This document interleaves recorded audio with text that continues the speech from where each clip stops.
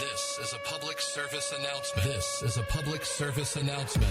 What you're about to listen to may make you yell, shout, smile, and even laugh out loud. Youth baseball players, coaches, and fans join the Slide Podcast crew on their journey to make baseball fun again. Hear stories from players of all ages, plus tips and tricks from coaches and scouts. Now, if you're ready, give us a loud play ball.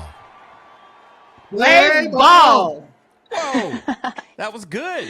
And you That was guys really were in good. sync, too. That was good. 28 years. Hey, you got to be in sync by that time. So, hey, welcome back to the Slide Podcast, everyone. I am your host, Coach Aaron, and today Coach Jen is with us, and we're going to have an amazing show today. But before that, Jen, I have some news. I'm ready.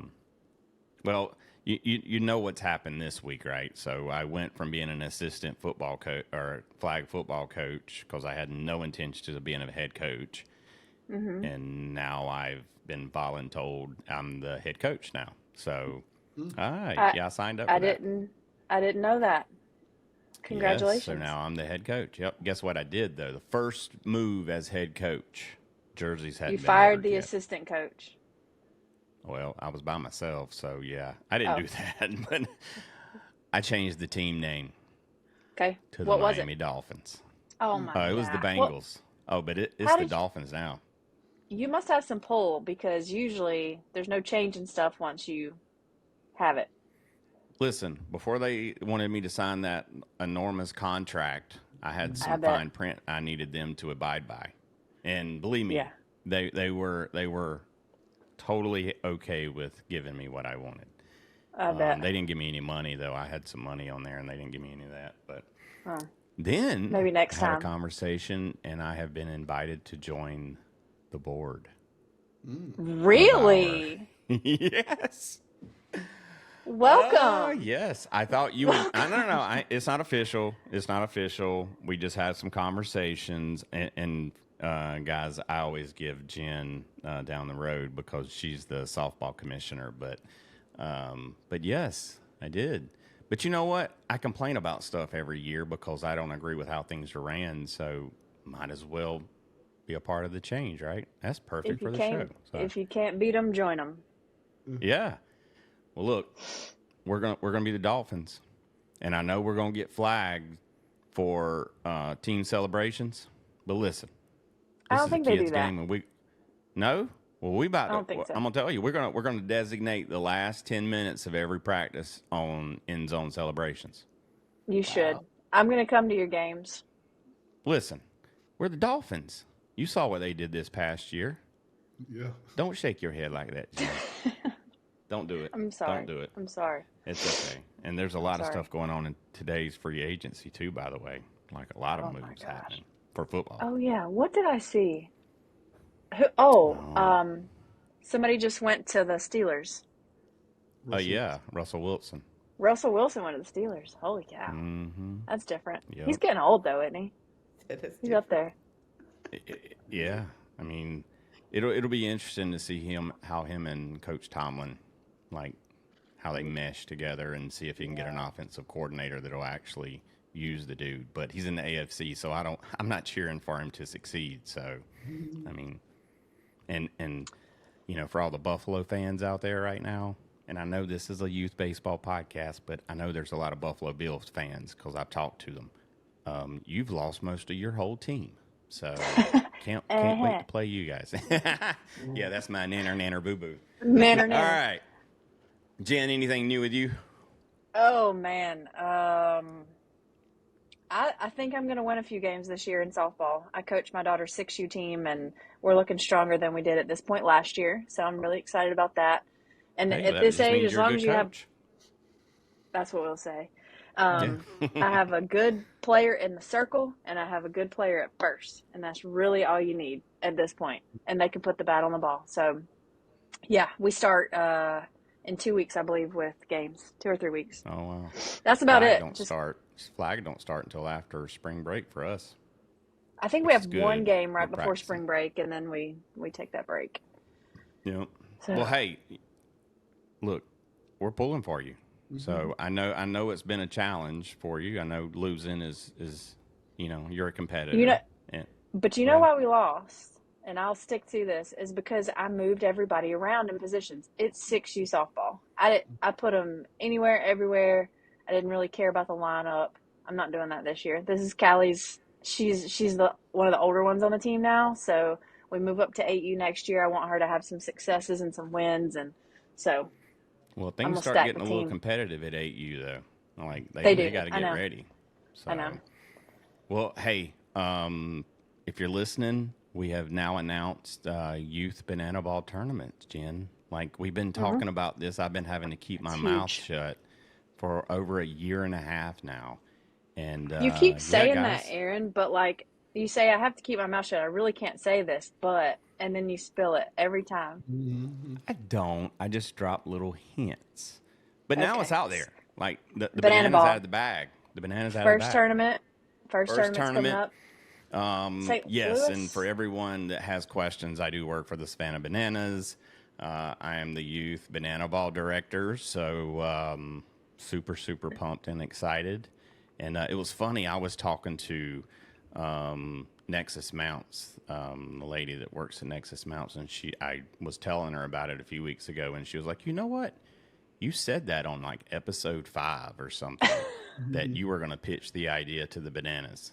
And sure enough, that's exactly what happened, and that's how I got the position. So, plus they saw some value in a little bit of the work that I did. So, anyway, so come to Cleveland, come see us August 7th through the 10th. Day 1 is banana ball camps with all the big bananas and the party animals. The real players will be there. Day 2, 3, and 4.5 will be all tournament play. Championships will be done by 3:30 on Saturday, and the finale is every team that plays in this tournament gets 50 tickets to come see us play the big game at the MLB Stadium in Cleveland on Saturday night. So incredible event. It's going to be fun. I get the opportunity to screen teams now and make sure that we don't have any like ultra competitive teams coming, or if they are, they understand we're coming to have fun. So it's been a blast. So still got spots available, at least as of today, and this is about a month out. So if you haven't signed up by the time you're hearing this, I don't know what you're waiting for. So, Yeah. all right, let's get into the show today. So today we're joined with 2 guests from about 2.5 hours down the road from us, Jen, the co-founders of the Lead Center of Youth out of Atlanta, CJ and Kelli. How are you guys doing? Doing great. Awesome. How you guys doing? Good. We're doing good. Y'all are busy. What's that? Y'all are busy. We are. We try to stay busy. So Good stuff, though. we're constantly finding ways to interact with kids, and Jen's always been a community leader, I would say, and Well, thank you. coach, and that's what all I've done too for the last 6 years. We've been in the same, I guess you would say, like community recreational, Circles. yeah, and so yeah, we just found each other, and we like hanging out with kids. So. Awesome. I am one big kid though, so that's look for everyone that's driving in their cars. Look at the eye black. You have to go check it out on YouTube. Got creative today, but yes. So Kelli, you said CJ's a big kid. Yes, he is. Yeah. Well, you know, It'll keep you young. Why should we grow up though? I mean, No. like being an adult's not fun. I think we got tricked into growing up because Yeah. it's not what I thought it was going to be. You know how many times I've said that to my daughter? See, told you. It's not fun being an adult.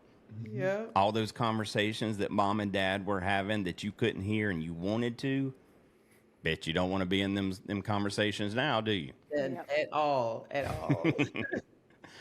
All right, so you guys are the co-founders of the Lead Center of Youth in Atlanta. So, all right, we got an acronym in the name, so we got to learn about that a little bit. But tell us what you guys do and what this is about.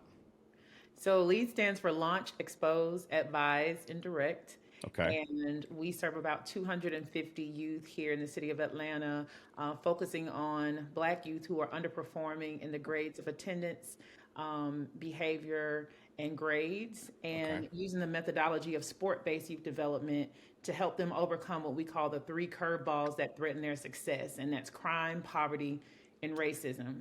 And we Okay. use the sport of baseball for boys and tennis for girls. Awesome. Okay.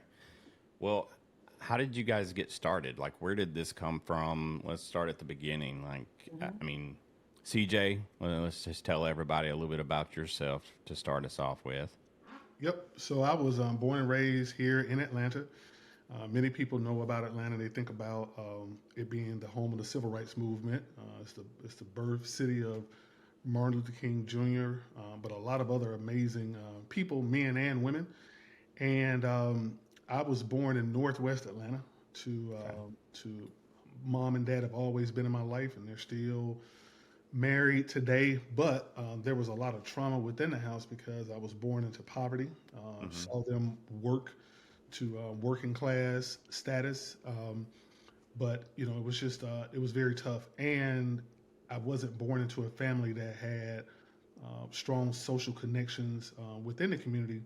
So without influence and affluence, the chances of being successful in life are going to be very tough. Fast forwarding, so I was born in '76, but fast forwarding to 2024, if you're born in poverty here in Atlanta, you have a 4% chance of making it out. Wow. So my escape was baseball, and so I started watching the Cubs in 1984. I'll never That's forget Harry that Carey. year. Harry Carey. Yep. Yeah. So '84, like all summers, very hot. Summertime, didn't really have that I knew of any like parks and recreation activities. So for me, my parks and rec was watching Cubs games with my granddad. Afterwards, I would go out and imitate my favorite players. Gary Matthews Sr. was my favorite player. So I would throw rocks up in the air, hit them. My aunts finally got together because they said the final straw, when they knew I had to get into organized baseball, I got some styrofoam cups and cut them and put them on my wrist to make them wristbands. Oh, okay. I mean, I wouldn't even, I saw the things on their arms. I'm trying to figure out like where they get all this stuff. So I just had to improvise. That's But amazing. I love it. I love that story too. Oh my God. Look, I was at Wrigley Field. I'm talking about I had everything. I was Gary Matthews. You couldn't have told me otherwise. But so also too in '84, Run DMC came out with their first album. Jesse Jackson ran for president, and Michael Jordan was drafted by the Bulls out of North Carolina. And so like this was just an amazing year. They got me on a team at Cascade Youth Organization in Southwest Atlanta. So that's very important because I lived in Northwest Atlanta, which was more of a poverty-stricken community.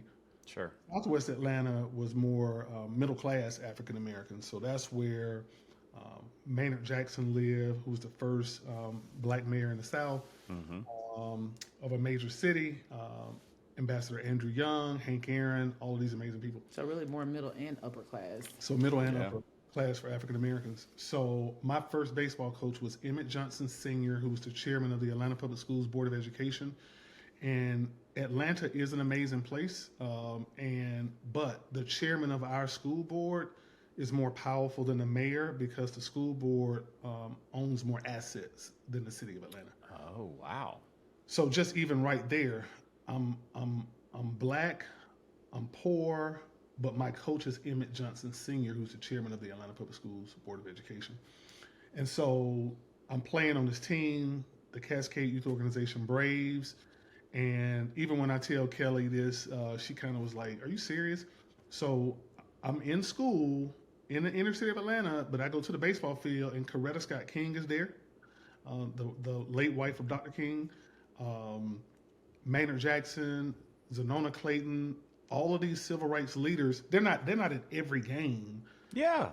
But there are games that they're at because they live in the community, and anybody that was playing during those times, it's like, yeah, of course that they were there. So anyway, I fast forward and I go on and I get drafted out of high school because of the connection that I had with TJ Wilson, who was an Atlanta Police Department officer. and I got my first batting lesson because he drove me to my lessons in Forsyth County. We can unpack that a little bit later on. But that was a Right. scary place. Right. He paid for the lessons as well. And then Derek Stafford was my travel ball coach. He was my first travel ball coach. Another prominent African American man. He was a NBA referee. So, there would be times where I would play my baseball games, but sometimes on our off days, he would be working, and we would go to a Hawks game when they played the Bulls. So myself and other teammates, we would meet Michael Jordan. So all of these things that I dreamed of wanting to do, because of these three black men, I knew I could do. But fast forwarding, played in college, played in the Cubs organization. But what I did not have that didn't allow me to have the long-lasting career that I should have had was work ethic, which is what we focus on the most within Lead. But I also didn't have the advocacy that I needed, because I do know that there were some doors that were closed for me, not giving me the benefit of the doubt, respect, and trust because of my skin.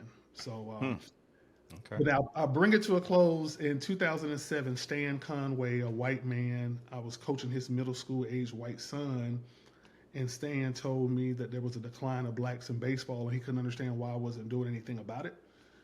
So I just had some restless nights for several nights. Finally just told Kelly I got this vision to start a nonprofit called Lead. I just got chills. I don't know if I, anybody I else do did, but too. like, I do oh too. my gosh, that's awesome. I do Keep too. going. I'm sorry. Go ahead. Kelly has built this into this, but it's the foundation of why we started Lead was because Stan, a white man, challenged me and convicted me to do more for black youth in the inner city of Atlanta, beyond what was done for me. Mm-hmm.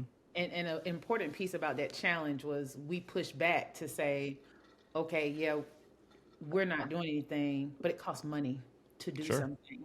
And what I love about Stan's next step was he said, you're right. And he came with the sponsorship. So he told us to put a budget together. Now, you got two people who, African American, grown up in families of meager means, growing up in poverty. He asked us to put a budget together.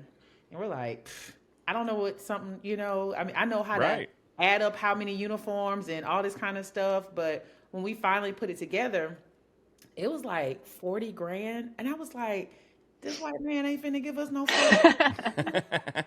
He don't know us like that. We don't have a business plan. Like, I knew enough about business to know that there was some processes and protocols that we weren't checking the box on. Of course, yeah. But I appreciate Stan so much because he gave us that benefit of the doubt, respect, and trust, and he believed in us. And not only did he support us with 40 grand worth of seed money, he gave us 60, because I figured I bet he thought they don't know they need probably 20 or 30% more than what they're actually asking me for. So, but that was a very exciting time for us back in 2007 when we received that sponsorship and support and that vote of confidence from Stan. And we've grown that seed money into a $1.6 million organization today. Wow. Congratulations. That is amazing. That is, and when you think about your purpose, it's all for the betterment of this country, this world. I mean, that's, I got cold chills again, Jen. Like, all right. Is he still involved in the daily processes, or Stan? He's not. We stay in touch from time to time, but he is very successful in real estate, and Gotcha. that's one of the things that even happens in the nonprofit space. There's so many needs, and so for us, one of the things that we had to prove to him that we could do is we could keep it going without him. But he helped us to lay a foundation, because even beyond the money, sponsorship and advocacy is so important.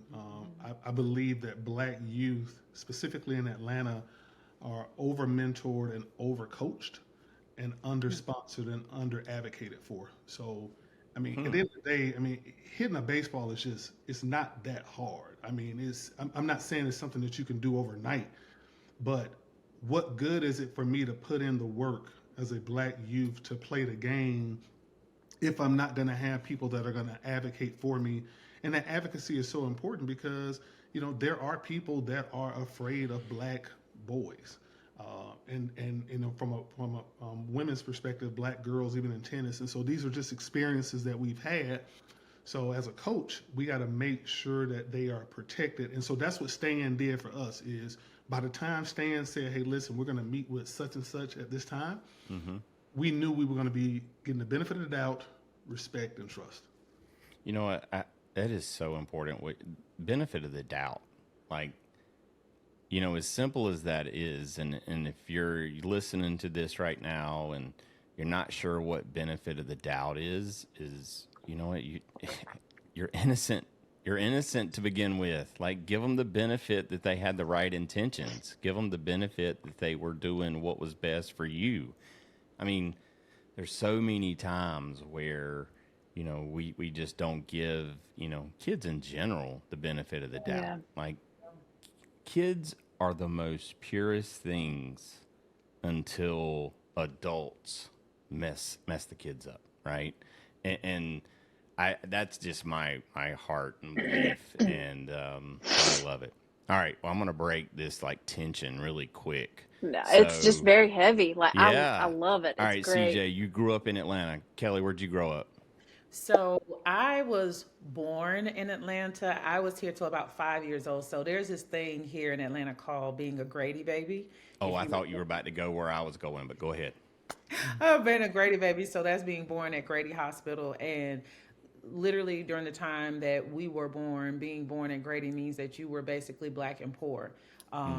But I was born at Georgia Baptist, which really meant the same thing. But CJ, nobody talks about being a Georgia Baptist baby in Atlanta, but I do. That's where I was born. Okay. But my parents got divorced when I was about 5, and so I had to move with my grandma about an hour east to Oglethorpe County outside of Athens, Georgia. So I grew up on a farm, of which I know how to plow, I know how to till, I know how to do all that stuff. So it's really like, country mouse and city mouse a little bit. Love it. Look, I grew up in the country on a pig farm, and it wasn't uncommon for me to come out and walk down this little trail to my grandmother's house, and they're preparing a sow or something. Yep. All right, so here's where I was going, and for our young listeners out there, don't look this up. Actually, you know what I did? I just invited every one of them to look it up. To look it up. I did. All right, CJ, you ever attended a Freaknik? Oh yeah. Freaknik. I'm pleading the fifth. He can say he did. I'm pleading the fifth. All right. Does it still go on? No, it's, when it happened, I think that it just really caught a lot of people by surprise as far as city leaders. I think they underestimated the organization behind it. So it's very similar to Daytona Beach. I never went there. Yeah. But what happened was they had to allow it to keep going because it was bringing so much money into the city. I bet. Yeah. But then it just got to a point where it just became a safety issue. So by the time it started to end, Kelly and I were married, so neither one of us. The last time we experienced Freaknik, we got caught in traffic one day. I was picking her up from work. But I used to go. That's what he says, Kelly. That's what he says. Seriously, so we got married. We got married in '97, and so when after he had come home from playing ball and had been done with ball, I was working at Grady Hospital. Okay. And going to Georgia State University. So he came to pick me up one night from work, and it took us hours to get home. And it was strange because we're sitting here like 20 and 22 years old. We're married. We got married at 19 and 21. And here we are complaining about these kids. I'm like, we're kids, but not really. So it was kind of surreal to be in that situation.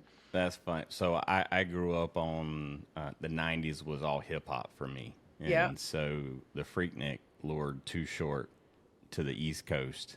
And so, look, I love West Coast. And when the East Coast stole him, I was like, really? And here I am just in South Carolina listening to Too Short. So, Jen, do you know who Too Short is?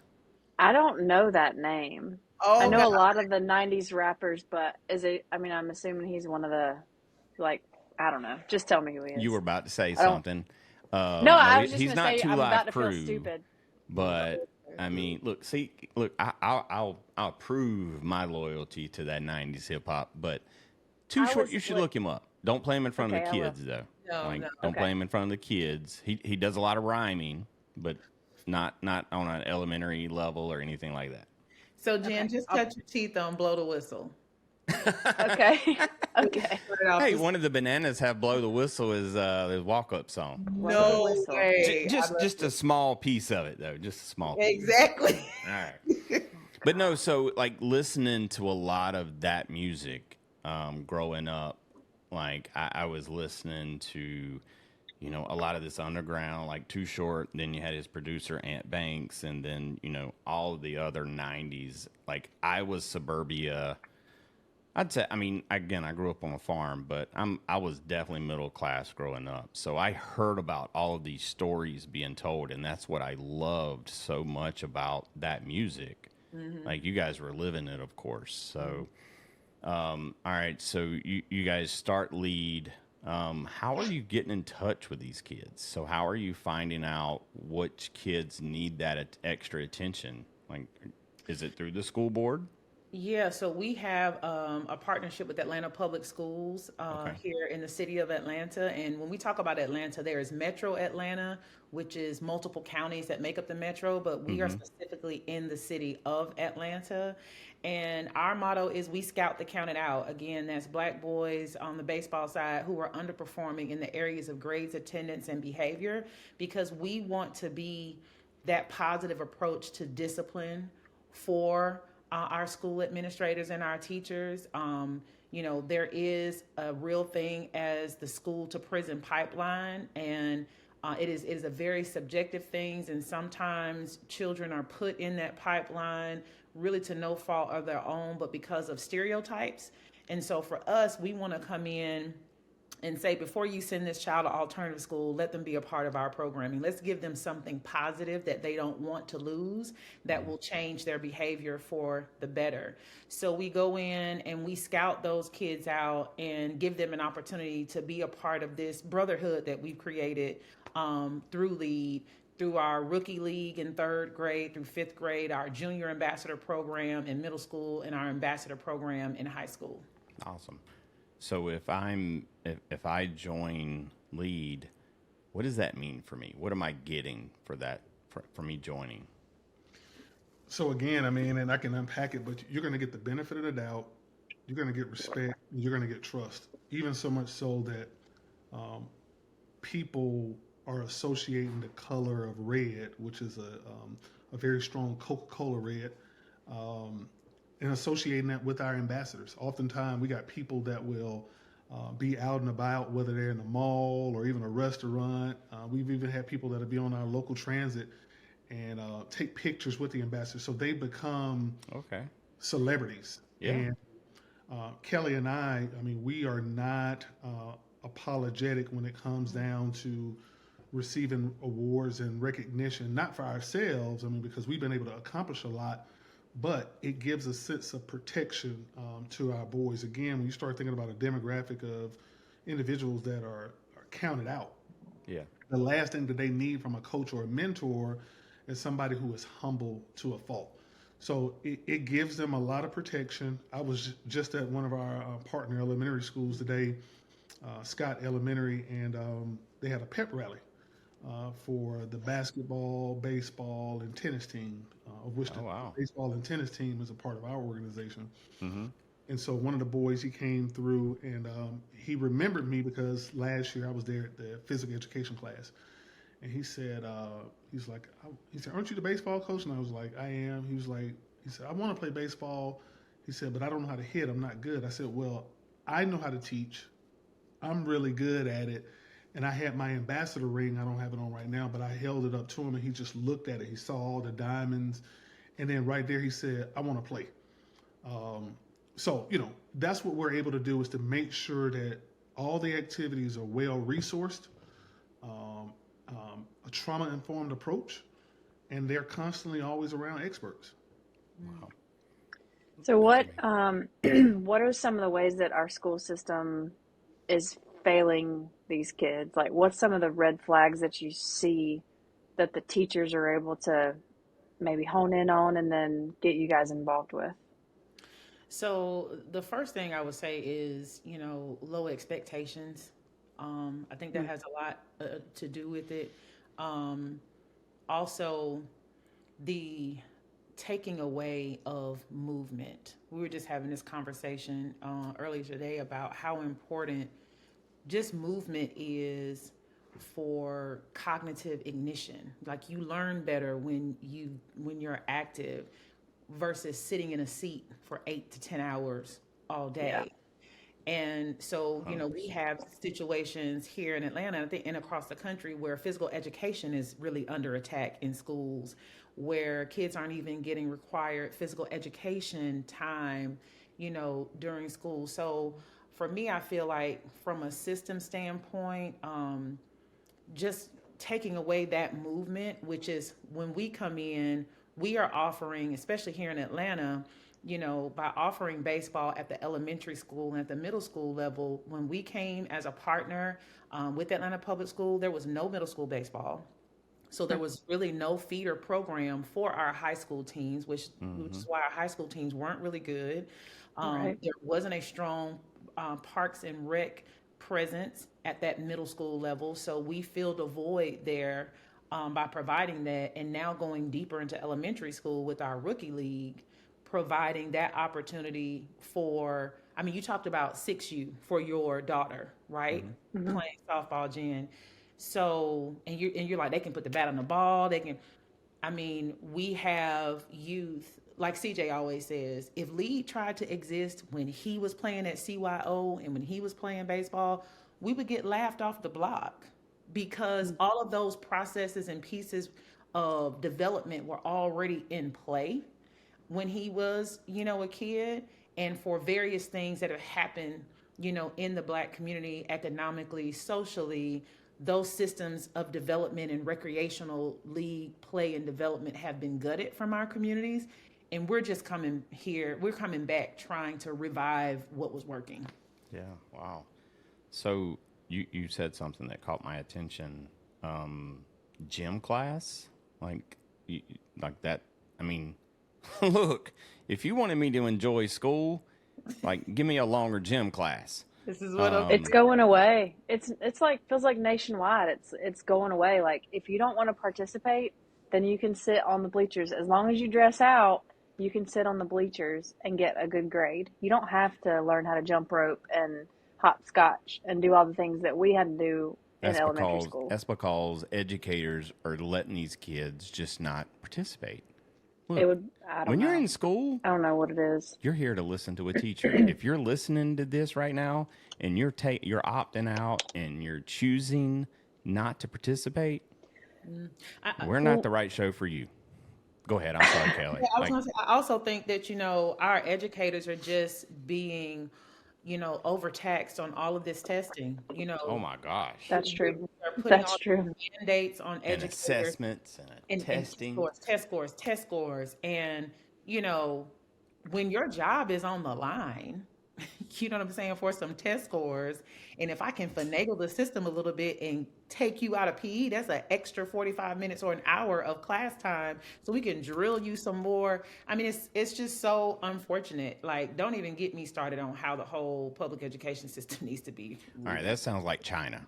Like, we're just a factory producing education. Stand in line. Like, Yeah. I'm sorry. I don't mean to bring up China in the middle of this, but that's just what it sounds like. Well, the kids are suffering. They are really suffering. So when we come in and we offer, that level of recreation and skill development in the work that we do, this is a place where they can gain confidence in learning a new skill. Right. So many of our boys have not played organized baseball before ever, which is crazy. You know what I'm saying? But when we come in and just like, one of our kids told CJ, I don't know how to hit. Imagine how much confidence he can gain by learning this new skill in baseball that is also transferable to other environments like the classroom. So here's the other thing, though, that's unfortunate is football was created to teach war strategy. Oh, wow. Okay. So it was created in the Northeast in Ivy League schools to teach war strategy. Basketball was created in the YMCA, Young Men Christian Association, to teach teamwork. Baseball was created being the first sport that was invented by Americans in the mid 1800s. And it was so to play that sport meant that you were American. If you did not play baseball, that meant that you were not American. And so now, even with all of these sports, so there was a reason why they were created. It wasn't just for recreation, it was for all of the other social, emotional learning things that came along with it. But something like baseball being America's favorite pastime, I mean, that was the case because when we were going to war, that was the thing that people were able to do to keep the morale. Right. But even as specifically as we start to look at it from a race standpoint, these things were created, and the Negro Leagues had to fight to be in it, not because of the baseball, but they were also trying to be seen as American. Yeah. So now I just feel like if black boys, so a black kid telling me that he can't play baseball, you may not become a major leaguer, but for some people, you're not American if you've never played baseball. Okay. And so that's the thing that keeps me up at night is boys that can't sit across sometimes in an interview and talk about their childhood and say they played baseball. They oftentimes may not get the benefit of the doubt, respect, or trust. Yep. Wow. That's crazy. Hey, do me one quick favor. Kelly, will you shift that camera just to include CJ a little bit more? There we go. Tell him to He's get a not little sitting close. close to me. So It's okay. Look, The see, tree, that was him. That was him. He should have shifted I didn't want closer the to me. tree to. Is So he mad at you? The tree is 16 still up. years. He must have been in the doghouse last night. I don't know. Listen, we were trying to hide our Christmas tree because our daughter, our youngest daughter, told us she was going to make it a Valentine's Day tree, and that never happened. Hey, So well, look, what's the next St. holiday Patrick's coming? Day St. tree. Patrick's St. Day. Patty's Day. we still have some time. You can use it. You can use it. Well, all right, Easter, whatever. so that's pretty crazy, CJ. I mean, I obviously didn't grow up in that neighborhood, and so hearing, the things that, go on versus my reality is such a shock.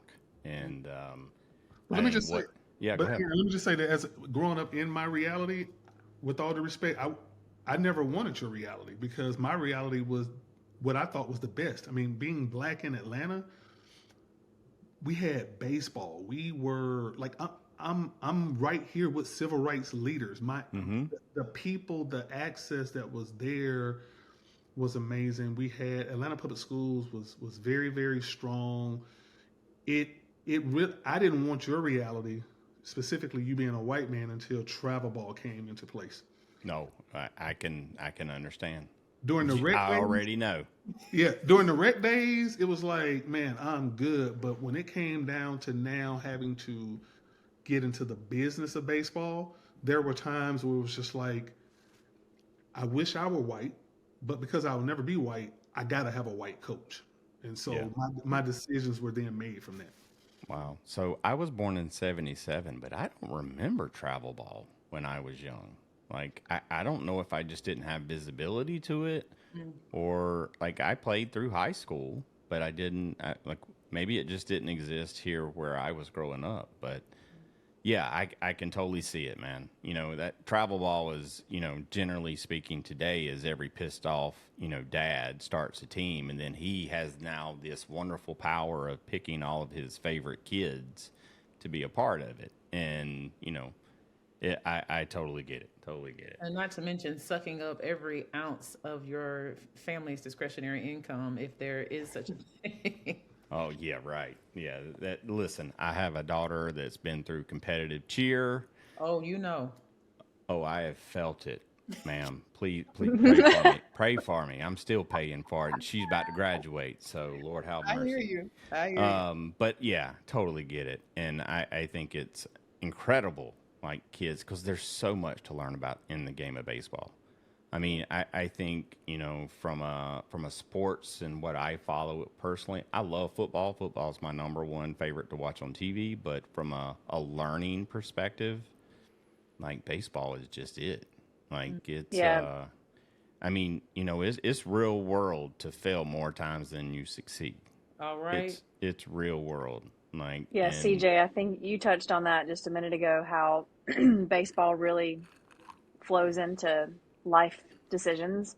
So within lead, how do you relate with these kids with just how you treat them on the field and how they should be treated um, in life, as far as like, their successes and their failures go, not only on the field but off the field as well. Because I'm sure y'all do a lot of mentoring as far as that goes. Yes. Yeah, and it takes money to be able to get the training required to really show up, to have a trauma-informed approach. My experience with being coach was a lot of verbal abuse and a lot of pushing, a lot of physicality, and so that became my default as a coach. Not to the extent of putting my hands on kids, but definitely raising my voice. We have been able to be even more effective, but a lot of the training that we get to have a trauma-informed approach costs money. now, do me a favor. You're saying trauma-informed approach. Now, I think I know what that means. Can you maybe expand on that just a little bit? Because I think that's very important. So when we talk about having a trauma-informed approach, it's because the youth that we serve have experienced multiple ACEs, or adverse childhood experiences. Okay. We're talking about the incarceration of a close relative, parent.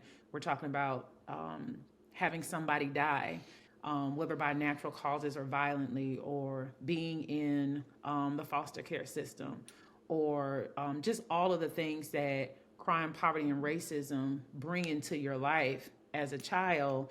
These adverse childhood experiences wear on you. And if you have multiple ACEs that you're dealing with relentlessly, trauma physically changes how our brain works. So, when I say that, people are like, oh yeah, I mean, no, if you see a kid's brain that has had a quote unquote normal childhood where they've had, not that they've not had any issues, but most importantly, they've been cared for with food, with shelter, and they've had responsible, caring adults around them who have acted as a buffer to all of the bad stuff that can happen to them. Right. Well, not that nothing bad happens, but they have an adult who says, you know what, it's not the end of the world. We're going to be okay. We're going to make it through it. Yep. But you have a child who has not had that, even if they've had food and shelter, if they have not had the care of a trusted adult that was there to provide and nurture them, the brain shrinks. It's smaller. And they learn to work more from the back part of their brain, which is called the amygdala, which is where that fight, flight, freeze, flock, all of that survival response comes from. And when you're working from survival mode for everything, the smallest thing is a huge thing. You step on my shoe, you step on my foot, I might want to fight you. So we see youth who have these responses and we say, oh my God, what's wrong with them? What's wrong with them is they have been traumatized to death. Now, listen, not excusing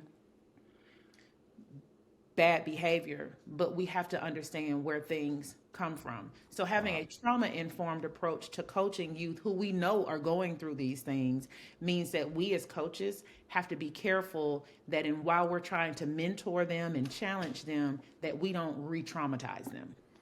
Yeah, and so that's amazing, because I think so many times, myself included, we've been in a situation where it's been like, you got upset for just something like that, but that approach, You don't know what they're going through. that approach right there is good for our listeners to understand. Like, you know what? We don't know what everyone's been through, and no one's been through the same thing that you are. That's true. that you have. Sorry, CJ, go right ahead, buddy. Yeah, no, I was going to, and that training costs money. So that's Yeah. not just doing some reading. I mean, you can develop an awareness by reading books. So we're fortunate because we commit to sports-based youth development methodology that we've gotten training through Lauria's Sport for Good USA, as well as Center for Healing and Justice, which is based out of Chicago. And so, as a result of SBYD sports-based youth development, our impact is measured based on social emotional learning capacities, which includes academic self-efficacy, self-management, contribution, social skills. And so social skills is one of the ones that is very important to me because I had my very first interaction with a white team when I was around 15 years old. And it was actually a great experience.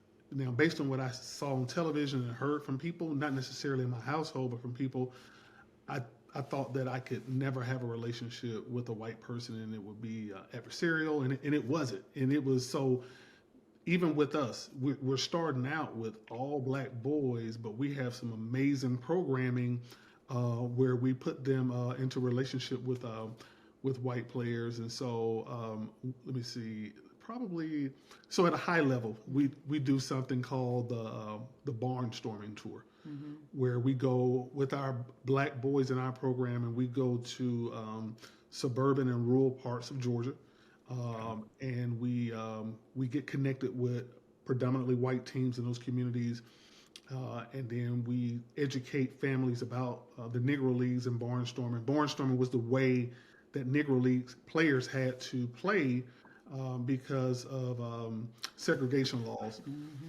But barnstorming is also, in that method of play, is how the Negro Leagues took baseball to Canada, Latin America, and Japan. Really? Yes. Wow. And also too within the Negro Leagues, and this is one of the things where it becomes laughable because we start talking about getting more blacks into baseball. So right there, that's good. Night games were invented in the Negro Leagues. So full stop right there. Negro League players were playing in the daytime and the nighttime. So yes, they were better because we were playing more, and yes, we were making more money because we were playing more. Also, too, batting helmets were invented in the Negro Leagues. Really? Catcher's gear was invented in the Negro Leagues. Player movement. So when we start looking at free agency and all of the player movements that people celebrate now, that was introduced in the Negro Leagues. So, these are some of the things we get a chance to educate families about when we travel. Well, and going back to the night games, initially, the white owners of the stadiums would have the Negro League teams play after the white teams. And you had to figure, if you're going to play after, those teams, you had to figure out, some way to make that possible. So thus night games. Wow. Okay. What's incredible about today's youth is, as you guys were talking, I'm thinking about guests that we've had in the past, and again, we're talking to kids, and Jackie Robinson comes up so many times during conversation, whether it's baseball heroes, favorite players, and Satchel Paige. Jacob, I still remember your hero, and Jacob's from out of California, and right around the LA area, and his favorite player is Satchel Paige. And it's so incredible that these guys have not legendary, but legacy continues to just carry on. The Indianapolis Clowns, that was a part of the Negro League, right? So, they came up for us at the Bananas because when we went to Indianapolis last year, we got to go through, I didn't, but the team got to go through, the museum and got to see a lot of that stuff in not Indianapolis, but Kansas City. Yeah. And so it's so awesome to hear kids, because anytime I had a kid, Easton, I said, "Who's your favorite baseball player?" He said, "Jackie Robinson," and I was like, "All right, why?" Like, I don't believe you until you tell me what makes him so important. Yeah. Like, you can't just say that. And he started to spill off all of these different things, and it's so incredible how these guys, they started in the Negro Leagues, and how that legacy continues to live on. So impressive, very impressive. Well, it's important that our youth, black and white, know those stories, because so much of who we are and how we feel about ourselves when it comes to being confident in ourselves comes from our history, comes from our traditions, and the legacies that have been left behind. And if we don't share those stories about the Negro Leagues and what those men and women did to be a part of America's game, then we miss an opportunity in the black community for our youth to really see why it's important. You know what I'm saying? Yeah.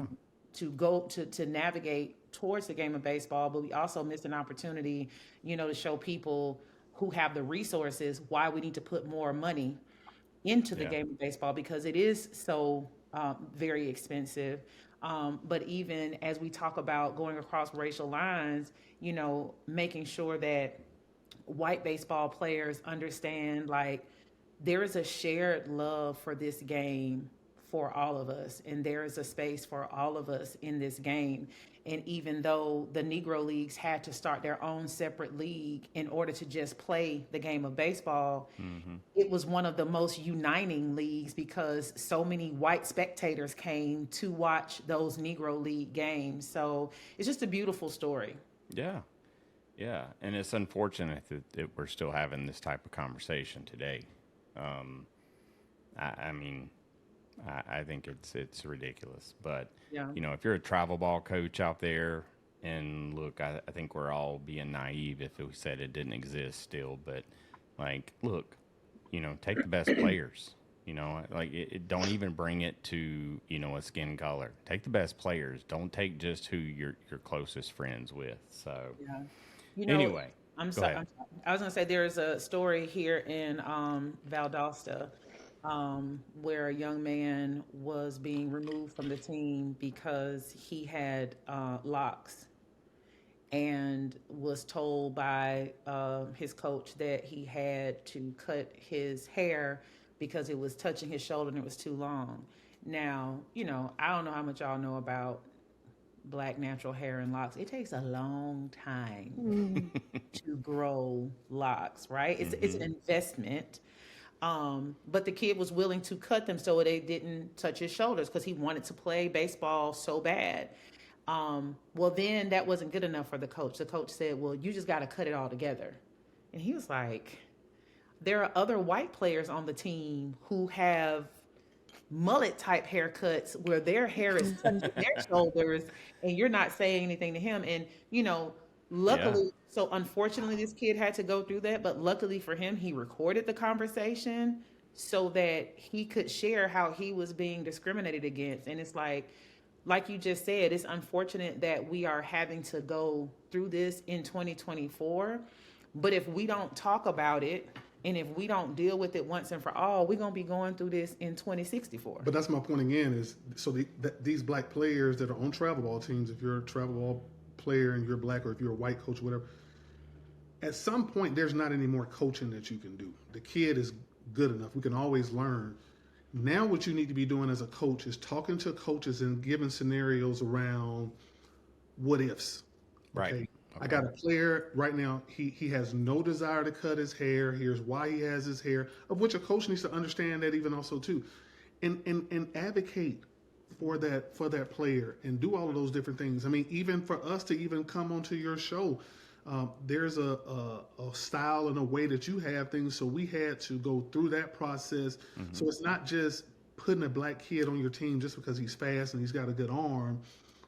If we had a son that was playing baseball, and we do have daughters that play tennis, at some point it gets beyond your ability to coach our daughters, and then we got to have a conversation on how you're going to be able to advocate for them. Of course. Well, I think it all comes back to coaches just not taking the time to get to know their players. I mean, no matter what, right? I mean, everybody comes from a different background. Everybody comes from something. And I hear horror stories all the time, unfortunately, about different things that go on in youth sports and how ridiculous some things are. And it's crazy. It's Yeah. crazy, Jen. And yeah, go ahead. I'm I sorry. want to know. I want to know about a success story. So, does one kid stand out in your mind as you came and she's already thinking of somebody? All right. Well, I watched the So Kelly many. Clarkson interview these two were on, and the Oh, I dude Yes. didn't watch the it. dude that was in the military, Yeah, that was a like good one. He's still that in was the military, Xavier's. Yeah. look, and anybody in our military, I'm gonna tell you, I got cold chills all over right now. But Yeah. like that is something. So go I ahead. got I'm sorry. I got two very quick ones. One is Austin Evans, who's not a very good baseball player, but really wanted to be a part of our organization because of the leadership. He's now in the process of getting his PhD from Texas A&M. He got his Yes. undergraduate from Texas A&M. He's got his master's. He was the off-campus senator for 3 years, freshman through junior year, and he passed a bill to erect the statue of the first African-American graduate from Texas A&M. Will Benson, who's now a starting outfielder for the Cincinnati Reds. He was in our middle school program, and I remember the first day of practice having to remove him from the team. Boys being boys, and so just really, I mean, he was very, very talented, an amazing kid, but removed him. He came back and got an opportunity to continue to mentor him all the way through being the 18th pick overall for the Cleveland Guardians. But so that's two, and that's a range between one that wasn't very good in baseball and one who was. And talking about, since you saw the story about Xavier's, Aaron, just talking about how what we do in sports is transferable to other areas. He talks about when he was in basic training. Now, I mean, when we met Xavier's, his family was, it was like 7 or 8 of them living in a hotel. I mean, you heard the story. It was a tough situation they were in, and he bought into everything we were offering him. We were like, just do what you're told, do what we say, and we promise this is going to work out for you. And he trusted, CJ when he first met him, and then myself. But he talks about when he was in basic training, and his leaders in basic training, the officers were trying to get him to quit because he kept missing the mark on certain drills or exercises, and they would put him in a pit or something, and they would like, just go ahead and hang your helmet outside and just quit. And he was like, all I kept thinking about was all the times that Coach CJ pissed me off and was trying to make me quit lead. And he was like, I kept saying to them, somebody already pushed me to the point of quitting and I didn't break then, so I'm not going to break for you. So just the importance of our roles as coaches and how we lovingly challenge our athletes and how we push them to the brink of wanting to quit, but show them that they have something in them that can overcome even that. Like, that's about life. Yes, it's Yeah. about sport, but that's about life. And that's why we're in this work, because people have done that same thing for us as mentors. And I know it's cliche when people say, we're just paying it forward. For real, though, we Yeah. really just paying it forward. Yeah. Well, I mean, I'm going to tell you, talking about fulfillment of the work or where the Lord's put you, like, I worked for 26 years in the retail business, had some of the most successful years that, I thought I may have had. But once coming over and we started this show and started to see the smiles on some of these kids' faces and started to see these kids grow and parents keep you along the journey. I mean, helping a child grow up into be a major league citizen Yes. is see there, CJ, I got you. There's no greater feeling. Like, Sure. money can go out the door. Like, that's when you lay down in your bed at night and you feel like you have done something to help someone else's life. For sure. And I watch Friends, so Phoebe says there's no such thing as a selfish good deed or something. And when you do a good deed, it does make you feel good. And Yeah. man, I'm gonna tell you, you guys do some great stuff. And I'm sorry, I get off on like these stupid tangents every once in a while. But That's okay. let me ask you: have you guys been to Memphis and been through the Civil Rights Museum at the Lorraine Hotel? Yeah, we haven't. That's one of the things we're looking to start doing, especially even with the barnstorming tour, is to take it from Georgia and then work our way to Memphis and actually work our way all the way to Kansas City. So that's a part of the plan. Yeah, I've been through that museum, and it is, Jen. If you've never been to Memphis, got to go to this museum, and then you got to go to Graceland. All right, like you got to go, pay your thanks to King To of the Rock king. and Roll. But Got that's it. right. But this museum, it was. I want every one of my kids to go through this museum because, we live in a world where we don't necessarily know and understand, and sometimes it's just very confusing, and that really summed up a lot. Now, cool parts about the museum, Jen, is you're actually in the Lorraine Hotel where Martin Luther King was assassinated. The building across the street, where I don't remember his name, but the shooter was actually up in a bathroom. And so that building's been turned into a museum as well. And so you can go up, look through that window, and see where he set up his perch to take out Martin Luther King standing out on that balcony. And it's incredible. It's I'm sure it's very powerful. it is. I think I cried through most of it. It was insane. Yeah. So anyway, well, cool. So you guys, I know I heard a lot about core values as you guys were talking on the Kelly Clarkson show. So if you guys want to see these guys on the Kelly Clarkson show as well, go search it on YouTube because it's there. So talk about core values that you teach these kids. Yeah, so it's excellence, humility, integrity, loyalty, stewardship, and teamwork. And those are the core values that when they become actionable, then they become virtues. And that's work ethic. So when we start talking about work ethic, it's those core values. And that's what I lacked when I was playing baseball and even playing professionally. Had I had at least a half a cup of all of those things, my life would have been different. But, even in the place that I have right now, because of my successes and failures, I get a chance to use my life experiences to teach those things, and I have credibility around it. So it's very important. And That's where when the Lord puts you in a place and you look back on it and you're like, why, Lord, did you put me in this place? And then you think about how you're using that message now to shape, the youth. That's why he did it. Sometimes we have those questions and we may not know the answers at the time, but you'll get it at some point in time. I'm sorry. I love those type of messages. So. Yeah. And the reason why, teaching core values, because people will ask us, well, why do you have to teach them core values? When you are growing up in a survival mind state all the time, it's hard to think future. Everything is about now. Everything is about what do I need to do to get what I need now. And so I always think about one of my favorite movies of all time, Les Miserables. So, we look at Jean Valjean, the main character, and he's a good man, but he's hungry and he doesn't have any food. And he breaks the window in the bakery and he steals the food. So now he's a convict, not because he's a bad person, but because he had a need, he couldn't get a job. So, you think about when people are living in, survival, there are circumstances and situations that bring about behaviors in them that they normally would never do if they had the resources that they need. And so it requires a reprogramming. Like that's one of the things that we do first and foremost when our youth come into our organizations. We let them know, look, we got you. You know what I'm saying? Like there are things out there that you want in life.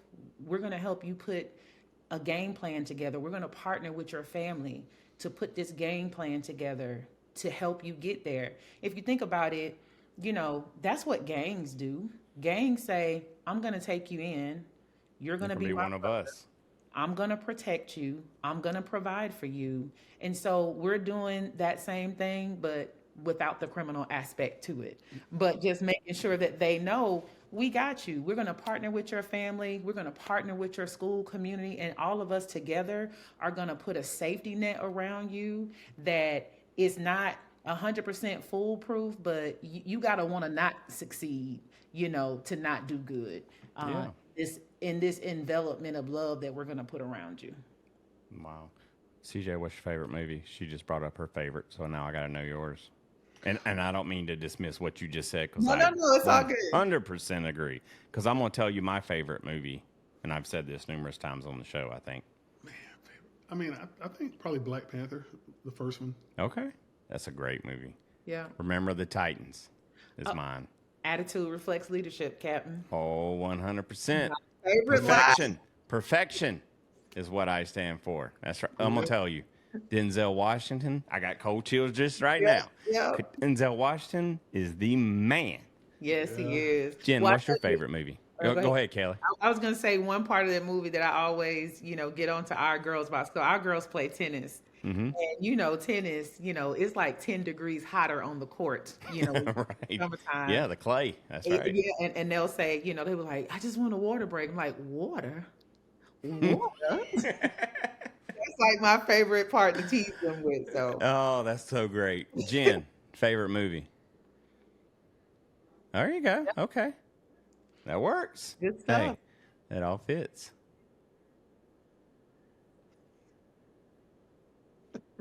Oh, you're that person. You're that person. Look, think it in your head, Jen. We don't want to hear it all. There's no crying in baseball. All right.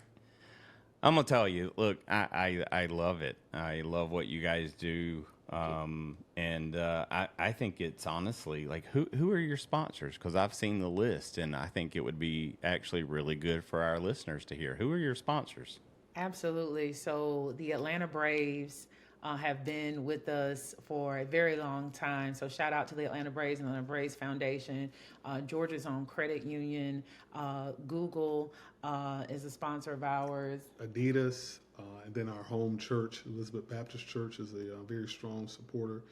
And we've got quite a few. And you're going to get us in trouble, Aaron, because we start naming people. It's okay. Look, they can't think of everybody. Look, I put them on the spot, so I apologize to anybody they didn't mention, but we appreciate you. I do think we are becoming a community of believers. Benjamin Elijah Mays, who was the president of Morehouse College, and he was the chairman of the Atlanta Public Schools Board of Education as well, prior to Emmett Johnson, my coach. And one of his first major moves was to bring in our new superintendent, Alonzo Krim. Mm-hmm. And Alonzo Krim, an African-American man from California, one of the things that he instituted was a community of believers, getting the corporations to really put their money where their mouth was. And so that allowed us to have a lot of amazing experiences. You can't have fun without funding. Anybody that's out here trying to have fun with kids and for kids and you don't have money, it's not going to happen. So Atlanta is starting to become that community of believers like I experienced when I was a kid in Atlanta. Look, some of them sponsors, Jen, that they just named, that took a lot of work to get those sponsors. Like, absolutely. I mean, Adidas, Yeah. The Atlanta Braves, Google, for real. Like, give us how you did that. But no, like I know it took hard work, commitment. I'm sure you guys have had a lot of sleepless nights for what you do. Yeah. And I'm gonna tell you one of my biggest. I look when I'm flipping through the media and all that stuff. I look for people that inspire me, and so you guys are definitely one of those now. And Deion Sanders is. I love that dude. Yeah. Like, one of my goals is to have Deion on this show this season, but he said something in an interview recently that I saw, and it was about him playing baseball and that, black men didn't grow up playing baseball. His dad didn't grow up playing baseball. And so, like, how that's why a lot of the youth don't necessarily grow up playing baseball, and you guys are changing that narrative. So For sure. huge congratulations to you guys. If there's someone in the Atlanta area right now wanting to get in touch with you guys after listening to this, how do they get in touch with you guys? So we have a training facility called the Lead Center for Youth that's located in the historic West End community in Atlanta. Okay. Our website is leadcenterforyouth.org. You can find out more information there about our programs, ways to get involved and volunteer. Spring baseball is kicking off. Yay. So our rookie league and our junior ambassador league are starting play this spring. It is a community effort to make our leagues work. So from checking in our students when they get off the bus or they get out of their cars to making sure they have their uniforms right. All those different aspects come into play to make our league run, and we need the community to help us do that. Wow. And so when you say league, one of the things that's hardest for us up here is finding fields. How do you guys get fields to play on? So it's funny you say that. So our partnership with Atlanta Public Schools is so important because through that partnership, we have access to their high school fields. So our home field is at Washington High School in the city of Atlanta. It's about a mile west of, I was about to say the Georgia Dome, but the Mercedes-Benz Stadium. And so that's one field that we have, but also we do have a relationship with our Parks and Rec department here. And today we just started renovations now that the rain has subsided on a field in Northwest Atlanta, CJ's birth community, where we're revitalizing a field there with the help of the Braves, Google, and Georgia's Own Credit Union. Well, we'll bring baseball back to that part of the community again. So we're excited about that. So how do we do it? We use, fields that are already in play and create partnerships with people who have ownership of those fields. But we also try to revitalize and reuse what's already in our communities, and it's kind of become an eyesore, and try to, bring it back to life. That's awesome. I mean, there's no worse thing than riding through a neighborhood and seeing an abandoned baseball field that no one's playing on.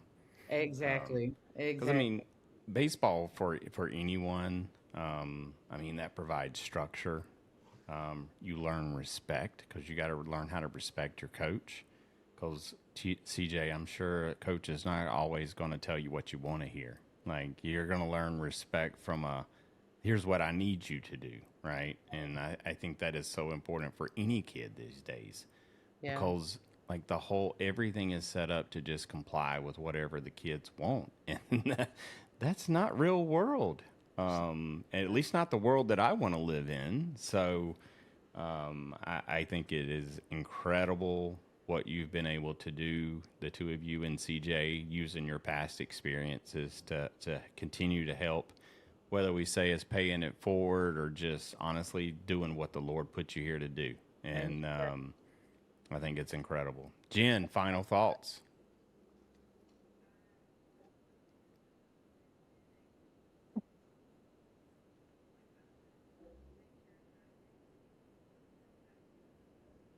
Yeah.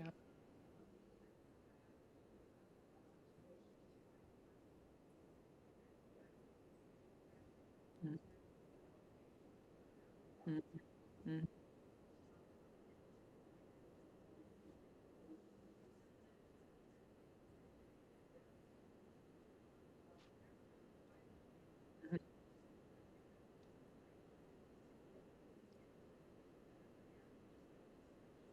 Thank y'all.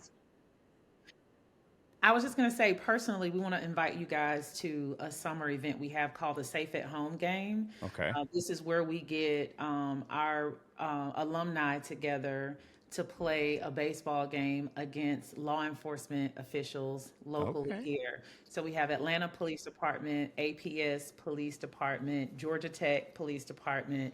The FBI will be joining us this year, and Fulton County Sheriff's Department, and it's hosted at Russ Chandler Stadium on Georgia Tech's campus. And it started off as like a really friendly thing. Like, we thought we were just getting together. But the law enforcement team is like very competitive, and they started recruiting guys in their ranks who had played college baseball before. And so they actually Oh, beat us 2 consecutive years. And we were like, pump your brakes. So we had to do that things. And so is it the last 2 years we won or just this last year? They've won 3, we've won 6. Okay. Okay. So yeah, we're getting back. So, but the Safe at Home game is a huge community event here. We have a great time. Georgia Tech is just a tremendous host for us, allowing us to use their facilities to bring this game to the community. And it's bringing together, what we say are two groups in our community that are often misunderstood is Black male youth and law enforcement, and we build those bridges to the point where we even have one of our alums now who for the first time played on the law enforcement team because he's an AP officer. So very cool. Yeah. Come full circle on that one. Full circle. What's the dates on that? So it's August 10th. Yes, August 10th. So we'll send you guys the information, but would love to have you there. Bring your teams. We'll have a great time. So is it a one-day event or a multiple? It's just one day. It's just one day. All right. So the 10th, look, I got a good excuse. Okay. I'm in Cleveland, Ohio. That's the banana Oh, ball God, event. it sure is. That sure is. Oh, my goodness. All right. Okay, you don't have any plans, but we also, if it rains, we also have a rain date of the next weekend. So who knows? Look, Who knows? I'm going to pray for rain. That's all I'm going to do. I'm going to pray for the Lord to let the corn grow and the green grass. All right. But That's funny. look, I seriously want to come. Look, we'll come down there and we'll interview the kids and we'll have a blast. For sure. Let's make that happen for sure. Yeah. So we'd love to have you guys down I there. will actually be in Atlanta, Georgia next Friday. So, if it's possible, I may, get with you guys and see how we can connect up. And I'm going down for a podcast. There's a podcast that's based out of Atlanta, Georgia called Pure Athlete. Okay. And so, yeah. So when you say That's Atlanta, cool. what do you mean? Do you mean Atlanta, or are you talking about Marietta or? No, I think it's Atlanta. I have to get more information. Is Jeffrey and Core part of that? What's that? I'm sorry. Jeffrey and Core, is he a part of Pure Athlete? Yep. Okay. Yep. Jeff Francoeur. Yep. That's in Atlanta. Okay, Yeah. it's in Atlanta. Okay, so if you have the time, just hit us up because our lead center for youth is right in the heart of Atlanta. Okay. We'd love to have you come out, take some swings. Believe me, sign me up. I'll go out there and look like a 46-year-old man that hadn't played in a while. But all right, I'll do that. That's what's up. Cool. Well, tell us where we can find you on social media. Are you guys out there? Yes, we are. We're on Instagram at lead_legacy_ATL. Okay. And from there you can find out all of our other social handles. Very cool. All Yeah. right. Y'all have been a blast to hang Yes. out with This evening. is Thank y'all fun. so much. It is. It is fun. I mean, honestly, when we're talking about developing the youth and preparing them for the future, there's nothing better than that. I mean, because having kids really understand what you're trying to teach them, that's where you get the good stuff from. So Very important. all right. Well, at the end of the show, you guys started us off, and you get to finish us off.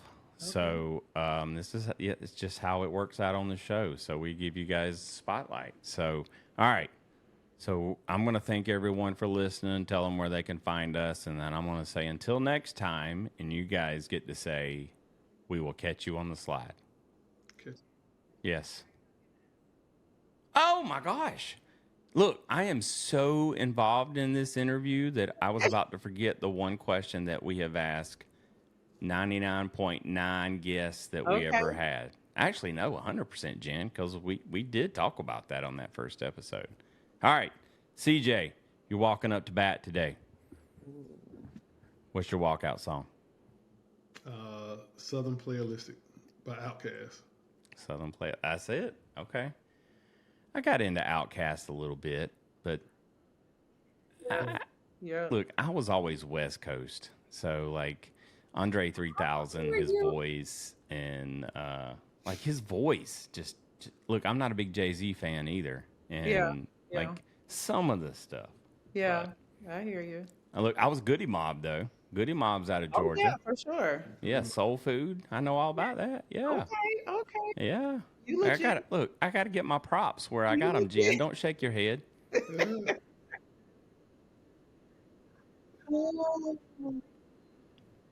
West. Well, that's West Coast That's West Coast. That's West because Coast. it's got a flow. Yeah. East Coast just all over the place. Well, no, actually, I'll No, go back. don't do that. Don't do that. Ti is pretty good. I like Ti. Look, I'm gonna tell you, East Coast when it comes to DMX, that's all I've been listening to here lately. I even put on the parent advisory edition when we were practicing basketball in the garage for my son.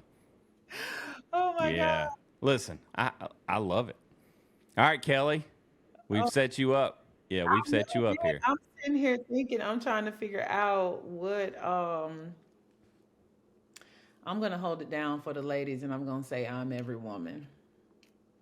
Who sings that? Yeah. Whitney. Okay.